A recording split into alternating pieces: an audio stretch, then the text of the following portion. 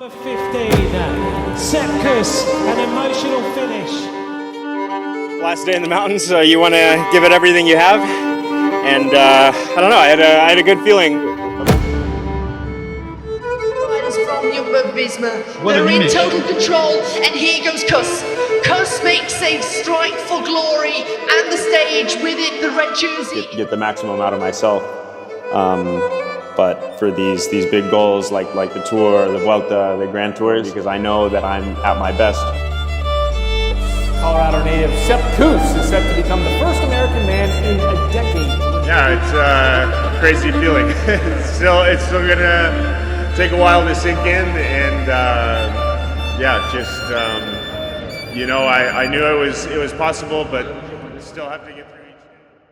Sepp Kuss was never supposed to be the center of a Grand Tour. By the final week of the 2023 Vuelta a España, he was wearing the red jersey and leading one of cycling's biggest races. It's high-level sport, high-level cycling, and you don't just go to a Grand Tour to ride around and not give your best. On paper, that sounds simple. A great rider reaches the top, but that was never really the Sepp Kuss story.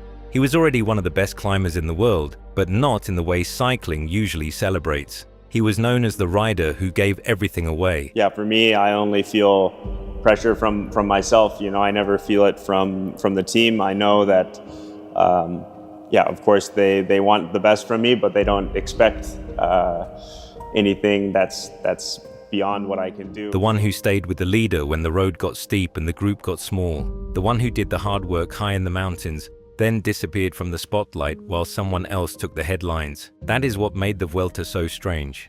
Kuss was not just defending the lead against rival teams. He was defending it inside the strongest team in the race, with Primož Roglič and Jonas Vingegaard, two of the biggest names in the sport, sitting close behind him. The team that should have made everything easier had become the reason the race felt so tense. Because once the helper becomes the man in red, everyone has to answer the same question. What do you do when the rider, who has spent years sacrificing for others, suddenly deserves the race for himself?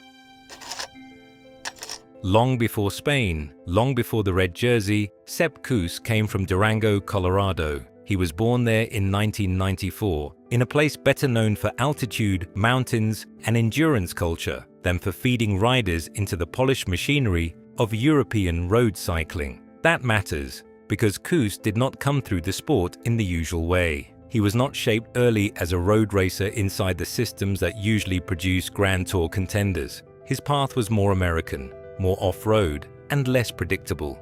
He came through mountain biking first, and you can feel that in the way he rides. There is a looseness to it, but also calm. Started riding mostly the mountain bike to do something in the summers to stay in shape for the ski season that was coming. And I realized that I liked cycling more than skiing, so then I started to dedicate more time to riding.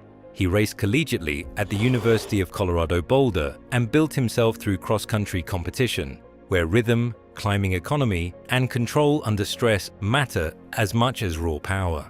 By the time he shifted more seriously toward road racing, the important pieces were already there. He had the lungs, the light frame, and the kind of climbing ability that starts to separate riders once the road turns steep enough and the race gets honest. But Durango did more than help shape his body. It seems to have shaped his style too. Nothing in Kuss's background suggests a rider raised to dominate the room or demand the story be about him. And eventually when I started in the World Tour, that's when I started to believe in it more, that it would be something that I could do for a while. Even later, after the biggest win of his career, that part never really changed. When he started rising through the American road scene, it happened fast. That was probably literally 3 years ago. Yeah. Because that was probably in the spring of 2015. And here we are 2018. And you've gone from not knowing to really ride in the drops in a crit to racing against the world's best riders. Right. He rode strongly in races like Redlands and the Tour of the Gila, moved up to rally cycling, and before long he had a World Tour contract with Lotto NL Jumbo for 2018. It was a quick climb, especially for a rider who had not been all in on road racing from an early age.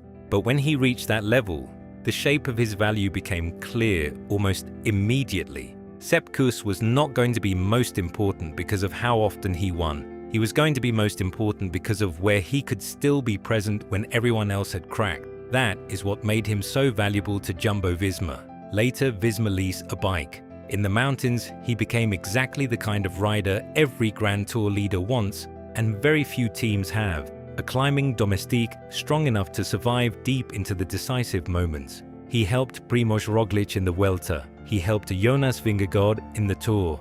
Again and again, when races reached the high mountains and the pace started stripping the field down to almost nothing, Kuss was still there. From the outside, domestique can sound like a secondary role.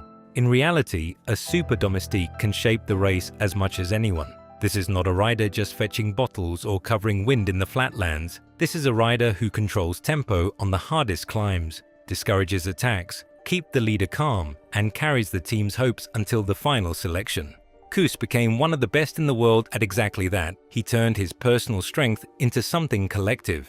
That is a big part of why he earned so much trust. Yeah, I just wanted to see what I was capable of because I felt like I didn't really have any more room to grow or maybe not even more potential on the mountain bike. So I thought, yeah, there's absolutely nothing to lose by trying out road racing.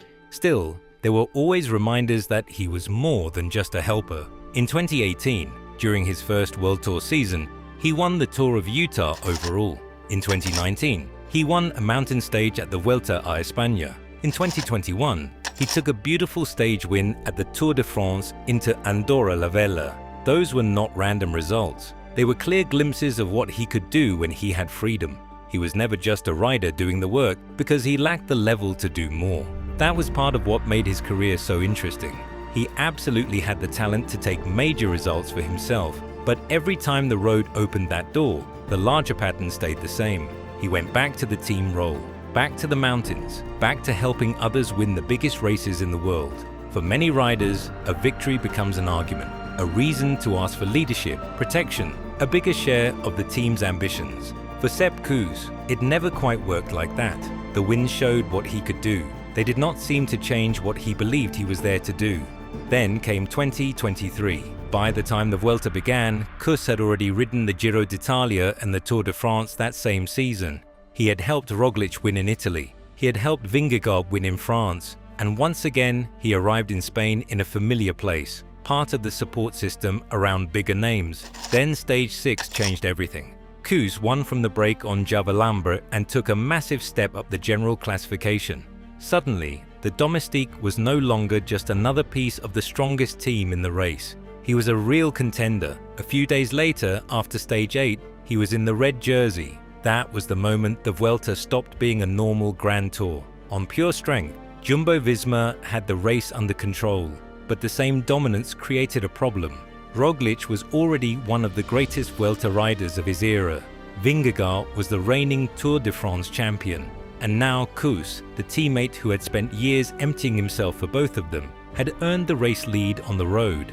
That changed the meaning of every stage. The issue was no longer just who had the best legs. It was whether cycling's usual hierarchy would hold. If the support rider had ridden himself into first place, would the team protect him the same way he had protected them? Or would the old logic return? The one that says leadership belongs to the biggest name, not necessarily the man currently proving himself strongest in the right moments. I'm really happy about that, but it's not something that I all of a sudden need to feel like I need to shift who I am as a rider or whatever to only focus on being a leader or whatever for the Grand Tours. But the team, they've realized. That tension is what made the race unforgettable. Not only the climbs, not only the time gaps, but the emotional pressure of it. Kuss was now in the strange position of needing his team in a way he had spent years allowing others to need him. And then he did it. He won the 2023 Vuelta a España. The result was historic. He became the first American man to win a Grand Tour since Chris Horner in 2013. But the reason the win stayed with people went deeper than nationality or statistics. It was the way it happened and the kind of rider at the center of it. Kuss did not arrive in Spain demanding authority. He did not leave sounding like a man determined to build a new career as a permanent GC leader. If anything, the Vuelta seemed to make clear how uncomfortable that role could feel for him. That is what separates this story from the usual breakthrough script. Normally, a victory like this becomes the start of a new identity. The rider wins, claims leadership, and begins talking like the future belongs to him. With Kuss, the opposite almost seemed true. The Vuelta revealed more clearly who he already was. He had the level to win a Grand Tour. No one could question that anymore. But winning it did not erase the qualities that had made him special in the first place. The patience, the humility, the willingness to give his strength to the team before himself. And what followed only reinforced that feeling. In reporting around the Amazon documentary on Visma's 2023 season, Kuss reflected on the strain of that Vuelta and said he did not want to go through a GC battle like that again. That line matters because it fits the rest of his career so cleanly. Not as a weakness, not as a lack of ambition, but as a clue to the kind of athlete he is. Sepp Kuss is unusual because even after reaching the highest prize in stage racing, he still seemed more naturally at home as the rider helping hold the team together than as the man standing above everyone else inside it. That makes him rare, maybe rarer than a lot of champions. Cycling is built around leaders, around pecking orders, personal ambition, and the constant struggle to move up the hierarchy. Kuss proved that another kind of greatness is still possible. He did not become historic by forcing himself into the center of the story. He became historic because he earned trust so completely that when the moment finally arrived, his victory felt less like a coup and more like a truth surfacing. That is why his Vuelta win endures. Not just because he was strong enough, not just because he timed it right, but because for once, the qualities that usually stay in the background were allowed to stand in the light. Loyalty, patience, restraint. For years, Sepp Kuss had carried champions into the mountains. In Spain, those same qualities carried him to the biggest result of his life. And maybe that is the real human feat here. Not just that he won a Grand Tour, but that he did it without becoming someone else in the process. In a sport that so often rewards the loudest claim to power, Sepp Kuss became unforgettable in a quieter way, by showing how far a rider can go while still putting the team before himself.